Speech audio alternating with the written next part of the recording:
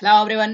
अभी क्लासेस में आपका स्वागत है और मैं अजीत कुमार आज आप सभी के समक्ष ज्योग्राफी के एक नए वीडियो के साथ मौजूद हूँ। इस पूरे वीडियो में हम लोग प्राकृतिक वनस्पति यानी कि नेचुरल वेजिटेशंस और वन्य जीव यानी कि वाइल्ड लाइफ के विषय में समझेंगे।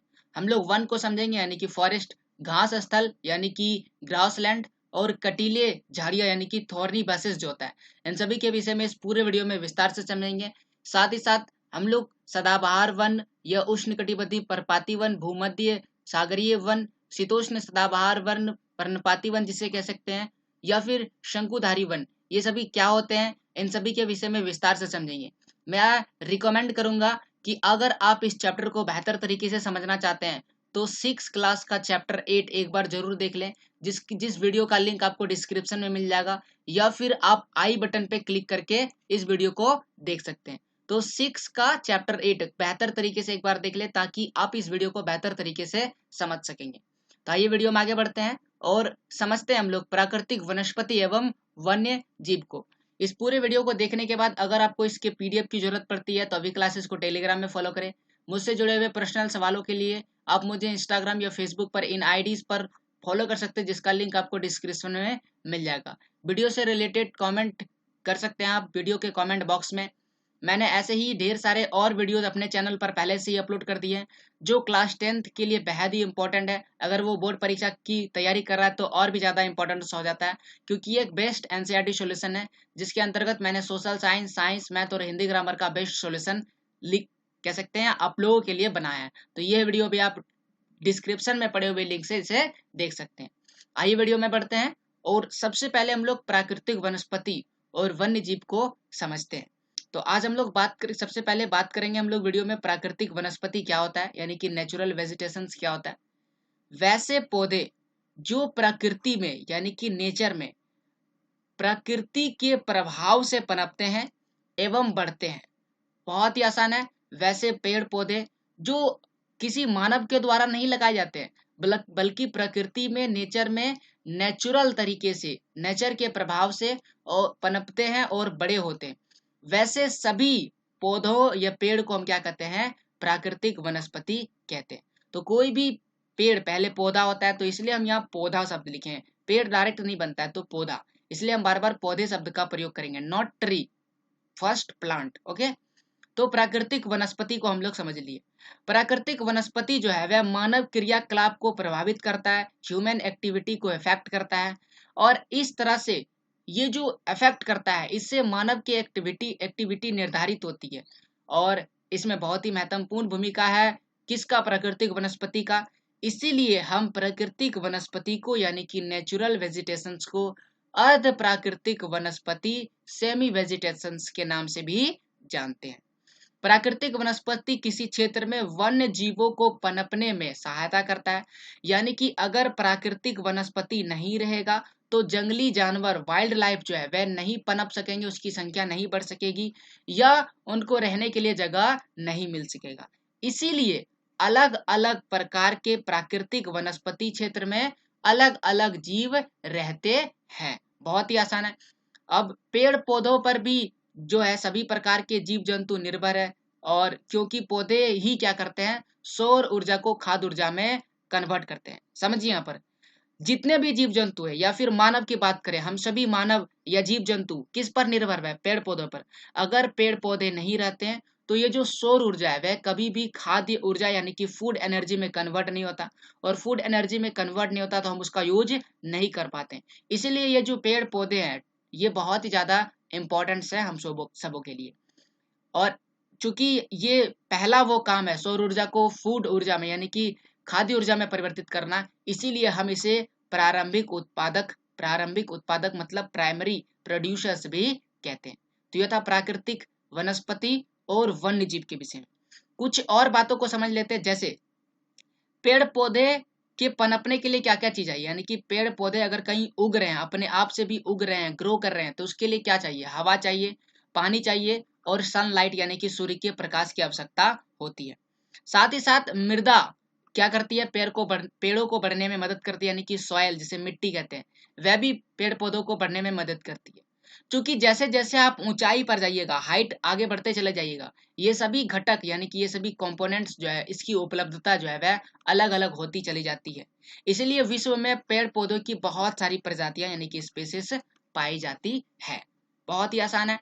और इन सभी स्पीसीज वनस्पति को हम 3 प्रकारों में बांट सकते हैं। पहला हम कहेंगे वन, दूसरा कहेंगे घास स्थल, और तीसरा करेंगे कटीली झाड़ियां, थॉर्नी बसेस। तो इन सभी के विषय में एक एक करके समझते हैं। सबसे पहले ये चीज समझ लीजिए, वन के भी भिन्न भिन्न प्रकार है, और वन के प्रकार को भी हम लोग आगे डिस्कस करेंगे, जिसमें हम लोग उष्णकटिबंधीय सदाबहार वन, उष्णकटिबंधीय पर्णपाती वन, भूमध्य सागरीय वनस्पति वन, शीतोष्ण सदाबहार वन जिसे शीतोष्ण पर्णपाती वन भी कहते हैं, और शंकुधारी वन, ये सभी वन के अंतर्गत आता है, यानी कि ये वन के ही प्रकार हैं। वन का जैसे ही आपके मन में वन आता है, वन शब्द आप सुनते हैं, फॉरेस्ट, तो आपके मन में ऐसा पिक्चर आना चाहिए। तो ये 2 तरह के पिक्चर आपके माइंड में आना चाहिए, ना केवल एक तरह का। एक ऐसा क्षेत्र जिसमें बहुत ज्यादा आपको जंगल दिख रहा है, पेड़ पौधे, और इसके अंदर आपको कुछ भी दिखाई नहीं पड़ रहा है, क्योंकि ये बहुत ही ज्यादा घना है, डेंस है, सघन क्षेत्र है, और इसी सघन क्षेत्र को ही तो वन कहते हैं। लेकिन कभी कभी जंगल सघन क्षेत्र नहीं होता, बल्कि उसके अंदर सनलाइट पहुंच जाता है, ठीक है ना, और उसमें वे कह सकते हैं सघन नहीं होता है, घना नहीं होता है, डेंस नहीं होता है, उनके पेड़ों के बीच जो है डिस्टेंस अधिक होता है। जबकि जो सघन होता है, उनके 2 पेड़ों के बीच, 2 ट्री के बीच का जो डिस्टेंस है वह बहुत ही कम होता है, उनके बीच में भी एक ट्री हो जाता है, या फिर उसके अंदर घास स्थल या झाड़ियां बसेस वगैरह हो जाती है। तो ये आपके मन में सेट होना चाहिए, जैसे ही वन आपके मन में शब्द आए तो ये फिगर आपके मन में बनना चाहिए। तो अब हम लोग वन को समझते हुए, इसी फिगर को माइंड में सेट करते हुए इसके विषय में तथ्यों को पढ़ते हैं। वन जिसे हम लोग अंग्रेजी में फॉरेस्ट कहते हैं, वन को हम लोग हरा सोना कहते हैं, ग्रीन गोल्ड। बहुत ही महत्वपूर्ण नाम है ये, क्योंकि ये नहीं रहेगा तो हमारे लिए सोना का कोई महत्व नहीं होगा, अगर ग्रीन गोल्ड नहीं रहेगा। तो ये एक तरह का सोना है, इतना कीमती है कि सोना से भी कीमती है, लेकिन फिर भी हम इसे ग्रीन गोल्ड कहते हैं। तो ग्रीन गोल्ड के नाम से जानते हैं, प्रकृति का एक मूल्यवान देन है। प्रकृति में स्वतः ही उगते हैं, सेल्फ ग्रोइंग है, और वैसे पेड़ पौधे तथा घास स्थल सघन क्षेत्र को हम क्या कहते हैं, वन कहते हैं। वन आखिरकार है क्या, डेफिनेशन को समझिए। प्राकृतिक रूप से स्वतः ही यानी कि अपने से उगने वाले पेड़ पौधे तथा घास के सघन क्षेत्र, मतलब डेंस एरिया, बहुत ही सघन, जिसके बीच में कह सकते हैं स्थान नहीं है, जगह नहीं है, आप उसमें नहीं प्रवेश कर सकते, घुस नहीं सकते हैं, उसे हम क्या कहते हैं, वन कहते हैं। वनों में वृक्ष के अलावा, यानी कि वनों में केवल ट्रीज यानी कि पेड़ नहीं होते, बल्कि वहां पर घास भी होते हैं, लताएं या फिर कटीली झाड़ियां होती है, बहुत कांटे वाली झाड़ियां भी होती है। भिन्न भिन्न प्रकार के वृक्ष, भिन्न भिन्न प्रकार की मिट्टी, भौतिक एवं जलवायु दशाओं यानी कि फिजिकल एंड क्लाइमेटिक कंडीशंस के अनुसार अलग अलग प्रकार के होते हैं। इसके कारण कुछ वृक्ष जो है, कुछ पेड़ यानी ट्री जो है, इसकी लकड़ी कठोर होते हैं, और कुछ ऐसे है जिसकी लकड़ियां जो है वह मुलायम होती है। कठोर लकड़ियां हमारे लिए उपयोगी हो भी सकती है, या फिर बहुत सारे ऐसे जंगल वन है जिनकी लकड़ियां बहुत ज्यादा कठोर है, तो उनका प्रयोग हम लोग कम करते हैं। कुछ वन जो है सदा रहित, मतलब कि हमेशा वे हरा रहते हैं, उसकी पत्तियां गिरती है, फिर जिस समय गिरती है उसी समय नई पत्तियां तुरंत आ जाती है, इसलिए वे पेड़ हमेशा जो है आपको ग्रीन नजर आएगा, हरा नजर आएगा। और वैसे जो वन है उसे हम सदा रहित वृक्ष कहते हैं। लेकिन कुछ ऐसे हैं जो पतझड़ यानी कि अपने पत्ते को झाड़ देती, गिरा देती है, वैसे क्या करते हैं हम लोग, पतझड़ वृक्ष कहते हैं, वैसे वन को पतझड़ वन कहते हैं। इस आधार पर, इन सभी विशेषताओं के आधार पर संसार यानी कि विश्व में जितने भी पेड़ पौधे हैं, जितने भी प्रकार के वनस्पति है, उनको हम लोग इन वर्गों में बांट सकते हैं। पहला, उष्ण कटिबंधीय सदाबहार वन, जिसको हम लोग ट्रॉपिकल एवरग्रीन फॉरेस्ट कहते हैं। दूसरा जो है वह उष्ण कटिबंधीय पर्णपाती वन, ट्रॉपिकल डेसिडियस फॉरेस्ट। तीसरा है शीतोष्ण सदाबहार वन यानी कि टेम्परेट एवरग्रीन फॉरेस्ट। चौथा है शीतोष्ण पर्णपाती वन, टेम्परेट डेसिडियस फॉरेस्ट। भूमध्य सागरीय वनस्पति वन, भूमध्य सागर को मेडिटेरियन, भूमध्य सागर यानी कि मेडिटेरियन सी, ठीक है ना, समुद्र का नाम है ये, एक ओशियंस का नाम या सागर का नाम है। तो मेडिटेरियन सी जो है, तो उसके आसपास का जो वनस्पति है उसको मेडिटेरियन वेजिटेशंस कहते हैं। और अंतिम जो है ये 5 नंबर हो जाएगा, माफ कीजिए, यहाँ 1 2 3 4, ये 5 होगा। ओके, ये नंबर काउंटिंग पर लिख देते सही से, ये 5 है और ये आपका 6 है। ओके, शंकुधारी मतलब केनिफेरस फॉरेस्ट। शंकु मतलब, शंकु आप जानते हैं एक ट्रायंगल के जैसा ही ऐसा दिखता है शेप, तो शंकु कुछ इस प्रकार से होता है। तो ये कौन कहते हैं इसको, शंकु को। तो ये जो शंकु है, इस प्रकार का जो ट्री दिखता है उसे हम क्या कहते हैं, शंकुधारी वन कहते हैं। इस प्रकार का ट्री आप देखे होंगे।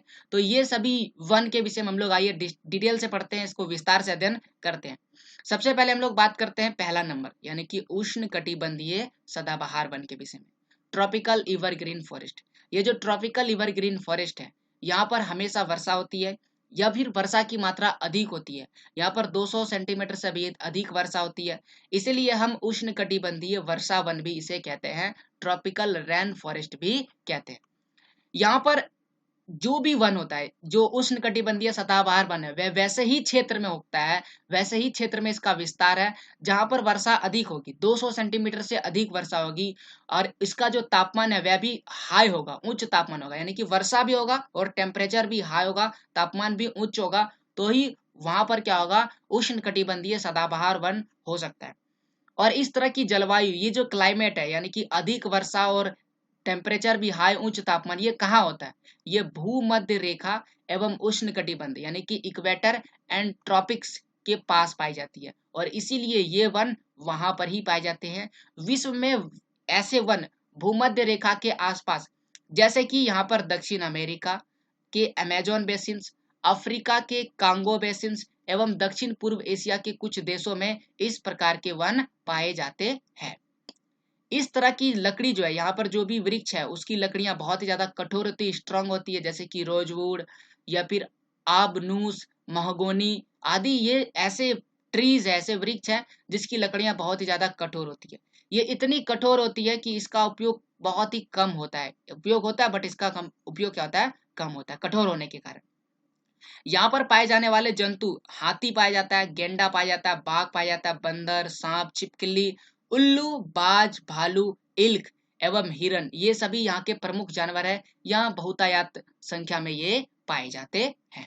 अब हम लोग दूसरे वन के विषय में बात करते हैं, वह है उष्ण कटिबंधीय पर्णपाती वन, यानी कि ट्रॉपिकल डेसिडियस फॉरेस्ट।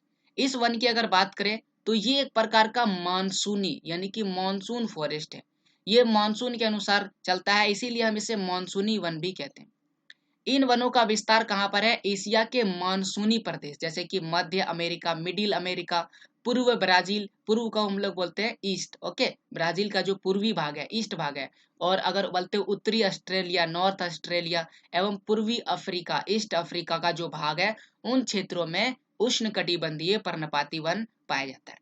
यहाँ पर वर्षा जो है, ये ग्रीष्म काल यानी कि ग्रीष्म मतलब समर, इन ऋतुओं में वर्षा होती है, इसलिए ये पेड़ सदा हरे भरे नहीं रहते, यानी कि हमेशा ये हरा भरा नहीं दिखाई देता है। और शुष्क ऋतु की अगर बात करें, समर सीजन, गर्मी की, तो जल की कमी हो जाती है। जल की कमी के कारण शुष्क ऋतु जो होता है, देखिए यहाँ पर हमने बोला कि ग्रीष्म ऋतु यानी कि गर्मी के मौसम में वर्षा होती है, तो एक ऐसा समय आता है जब वर्षा, कह सकते हैं गर्मी का समय अंतराल तो बड़ा होता है ना, तो उस समय अंतराल में शुरुआती में वर्षा होती है, लेकिन उसके बाद का जो गर्मी का मौसम होता है, शुष्क जो ऋतु होती है, उसमें बहुत ज्यादा गर्मी पड़ती है, तो वहां पर जल की कमी हो जाती है। और इसी जल की कमी यानी कि पानी की कमी के कारण यहाँ पर जो पेड़ होते हैं, जो ट्री होता है, वृक्ष जो होते हैं, वे अपने पत्ते को क्या कर देते हैं, गिरा देते हैं, ताकि वे वहां पर पानी, जो पेड़ में पानी जो है, वह जल की मात्रा मेंटेन रहे। और इस कारण से यहाँ पर जितने भी वन है, इन्हें हम पतझड़ वन कहते हैं। इसमें मुख्य रूप से कौन कौन से वृक्ष पाए जाते हैं, सागवन के वृक्ष पाए जाते हैं, बांस पाए जाते हैं, साल, ताड़, चंदन, शीशम, देवदार, महोगनी, बेंत, आम, जामुन, नारियल, बरगद तथा नीम, ये मेन वृक्ष यानी कि मेन ट्री है, मुख्य वृक्ष जो है वे पाए जाते हैं इन जंगलों में। यहाँ पर अगर जानवर की बात किया जाए तो हाथी, लोमड़ी, बंदर, सियार, शुअर आदि यहाँ पर जानवर पाए जाते हैं। तो ये था उष्ण कटिबंधीय पर्णपाती वन। अब हम लोग बात करते हैं शीतोष्ण सदाबहार वन के विषय में। जब भी सदाबहार आएगा तो आप समझिएगा कि हमेशा ये हरा भरा रहता है, टेम्परेट ईवरग्रीन, ईवर हमेशा ग्रीन रहेगा फॉरेस्ट। तो ये शीतोष्ण सदाबहार वन की अगर बात करें तो मध्य अक्षांश यानी कि जो मिडिल लैटिट्यूड है, ओके, मिडिल लैटिट्यूड जो एरिया होगा, और उच्च एरिया का जो तटीय प्रदेश यानी कि कोस्टल रीजन्स हैं, उन क्षेत्रों में शीतोष्ण सदाबहार वर्ण पाया जाता है। और ये कहाँ से कहाँ तक है? 30 डिग्री से 45 डिग्री तक। देखिए हमारी जो पृथ्वी है उसको अलग अलग कह सकते हैं अक्षांशों में बांटा गया। तो एक बार हम गोल कर लेते हैं इसे, ठीक है ना? ऐसे करके मान के चलिए ये सर्कल है। ओके, मैं इसे इरेज करके फिर से बनाता हूँ। तो ये एक सर्कल है और इस सर्कल में जो है ना बीच में एक इक्वेटर है यानी कि भूमध्य रेखा। और इस भूमध्य रेखा के जो समानांतर रेखा है उसे हम अक्षांश कहते हैं यानी कि लैटिट्यूड कहते हैं। तो इस अक्षांश रेखा में से यहाँ पर तो बीच वाला जो इक्वेटर है उसे 0 डिग्री कहते हैं, फिर ऊपर 1 2 3 4 इस तरह से चलता है। तो इस तरह से करके जो 30 डिग्री है, ओके ना, 30 डिग्री से लेकर के 45 डिग्री का जो बीच का एरिया होगा, मान के चलिए यहाँ से 30 डिग्री और 45 डिग्री है, इन दोनों के बीच का जो एरिया है वह क्या कहलाता है? शीतोष्ण सदाबहार वन कहलाता है।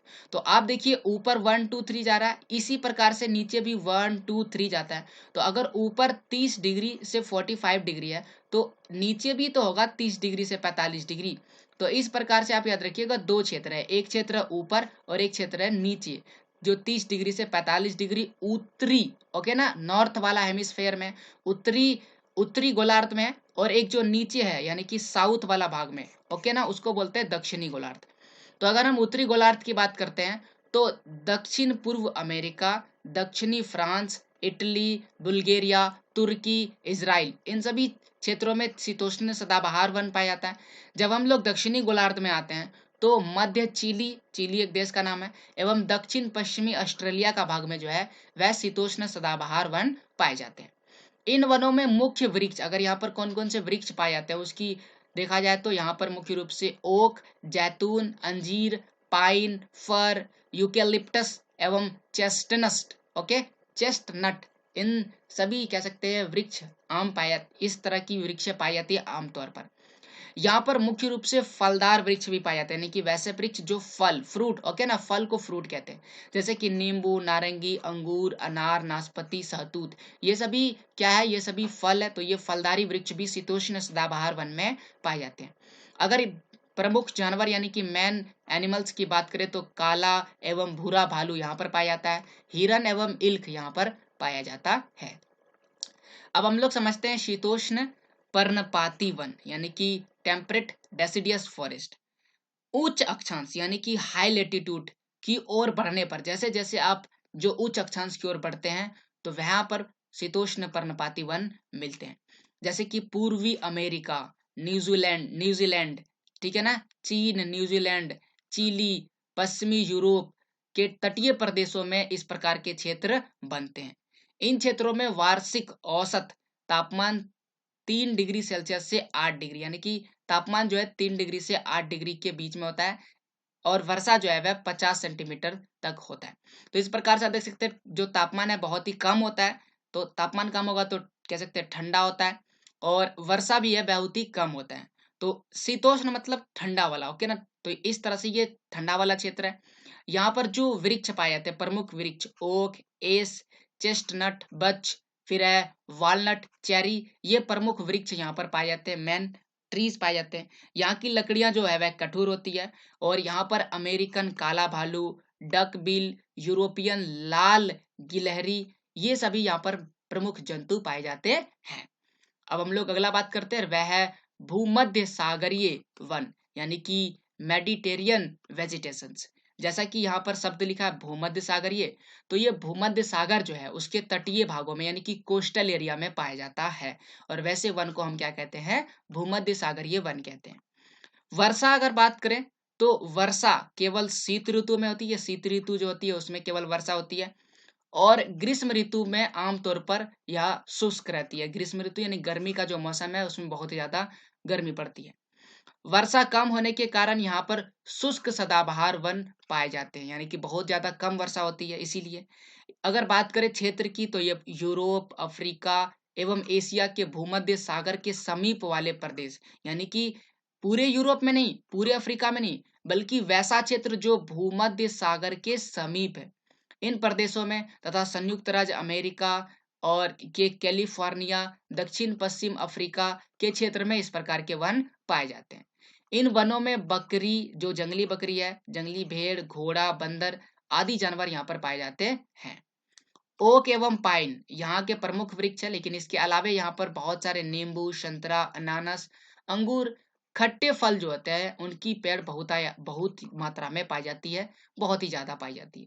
ये था भूमध्य सागरीय। अब हम लोग बात करते हैं शंकुधारी वन के विषय में।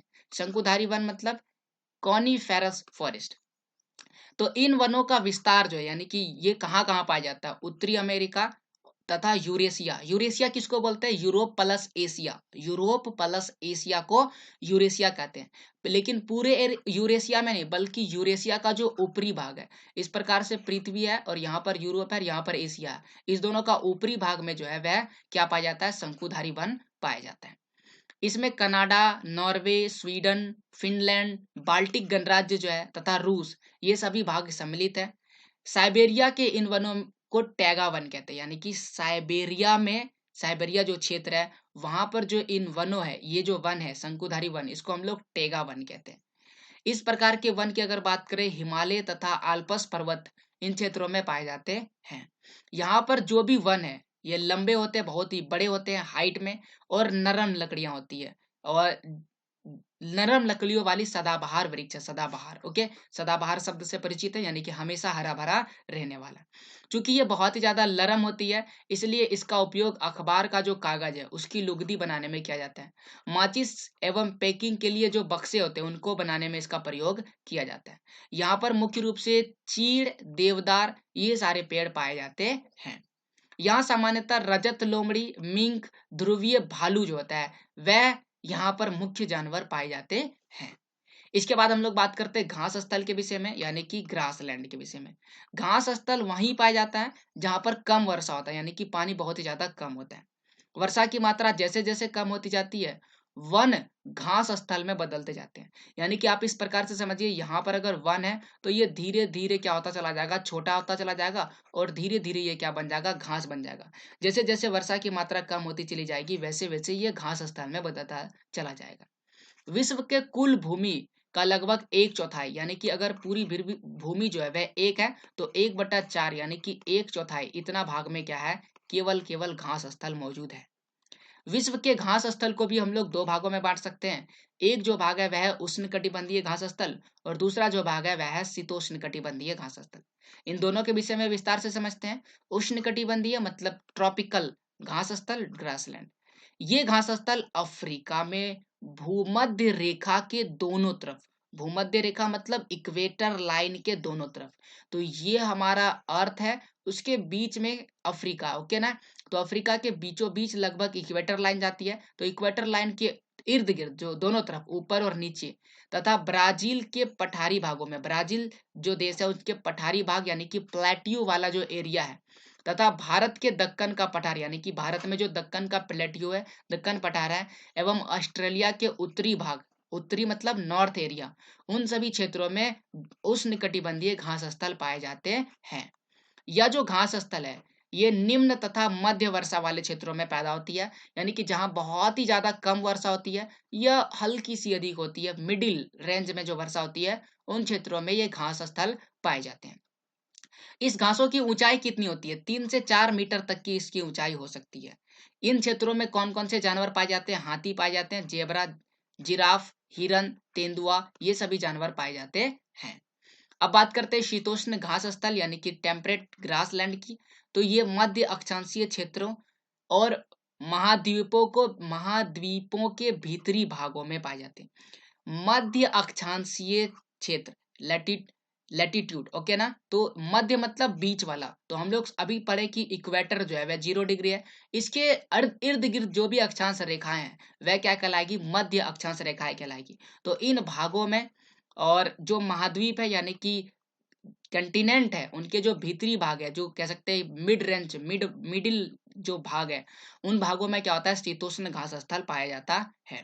यह घास स्थल आमतौर पर छोटी एवं पौष्टिक होती है। इसकी जो हाइट होती है वह छोटी होती है, बट ये पौष्टिक होती है, इसमें ज्यादा पोषक तत्व पाया जाता है जो हमारे लिए उपयोगी है, या जो जानवर इसको खाते हैं उसके लिए उपयोगी है। शीतोष्ण प्रदेश में सामान्यतः जंगली भैंसा, बाइसन, एंटीलोप, ये सारे पाए जाते ये सारे जानवर पाए जाते हैं। अब हम लोग बात करते हैं कटीले झाड़ियों के विषय में, यानी कि थोर्नी बसेस। कटीले, जैसा कि शब्द से पता चल रहा है कांटा, तो जो रेगिस्तान वाला क्षेत्र है वह बहुत ही ज्यादा शुष्क होता है। शुष्क रेगिस्तान की बात करें तो वहां पर कम वर्षा होती है, तो कम वर्षा होने के कारण उन क्षेत्रों में इस तरह की वनस्पति पाई जाती है। अगर ध्रुवीय प्रदेशों की बात करें जहां पर अत्यधिक ठंडा होती है, तो वहां पर भी ऐसी ही झाड़ियां पाई जाती है, जैसे कि काई, लाइकाइन, ये छोटी छोटी झाड़ियां पाई जाती है। और जो ध्रुवीय प्रदेश है जहां पर अत्यधिक ठंडा होती है, उन क्षेत्रों में इसे हम लोग टुंड्रू प्रकार की वनस्पति कहते हैं। टुंड्रा प्रकार की वनस्पति कहते हैं। यह वनस्पति कहाँ पाया जाता है? यूरोप, एशिया, उत्तर अमेरिका और ध्रुवीय प्रदेश जो है, यानी कि पोल एरिया जो है, उन क्षेत्रों में पाया जाता है। यहाँ के जानवर का जो शरीर है वह मोटा होता है और उसमें फर होता है। ओके ना, जैसा कि हमारे स्वेटर में फर होता है ना, जिससे हमें गर्मी महसूस होती है, हीट होती है, और मोटी चमड़ी होती है जिसके चलते उन्हें ठंड का महसूस नहीं होता है और वे सुरक्षित रहते हैं, सेफ रहते हैं। यहाँ पर कौन कौन से जानवर पाए जाते हैं? सील, वालरस, कस्तूरी बैल और ध्रुवीय भालू और बर्फीली लोमड़ी यहाँ पर मुख्य रूप से पाए जाते हैं। तो ये था कटीली झाड़ियों के विषय में। तो यहाँ पर हमने जो कह सकते हैं वन था या वनस्पति और जानवर था, उनके विषय में विस्तार से समझा, और साथ साथ भिन्न भिन्न प्रकार के क्षेत्रों में भिन्न भिन्न प्रकार के पाए जाने वाले वनस्पति एवं जंतुओं के विषय में विस्तार से समझा। उम्मीद करते हैं यह पूरा वीडियो आपको बेहतर समझ में आएगा। अगर बेहतर समझ में आए तो प्लीज हमारे वीडियो को लाइक करें और ऐसे अन्य वीडियोस के लिए अभी क्लासेस को सब्सक्राइब करें। अगर आपको वीडियो का पीडीएफ चाहिए तो टेलीग्राम में फॉलो करें, और मुझसे जुड़े पर्सनल सवालों के लिए मुझे इन आईडीज पर फॉलो कर सकते हैं, जिसका लिंक आपको डिस्क्रिप्शन में मिल जाएगा। ऐसे अन्य बेहतर वीडियोस भी हमारे चैनल पर पहले से मौजूद है, वह भी आप देखने के लिए डिस्क्रिप्शन चेक करें। तो यहाँ पर ही मैं अपना वीडियो समाप्त करता हूँ। आपका वीडियो अंत तक देखने के लिए बहुत बहुत धन्यवाद।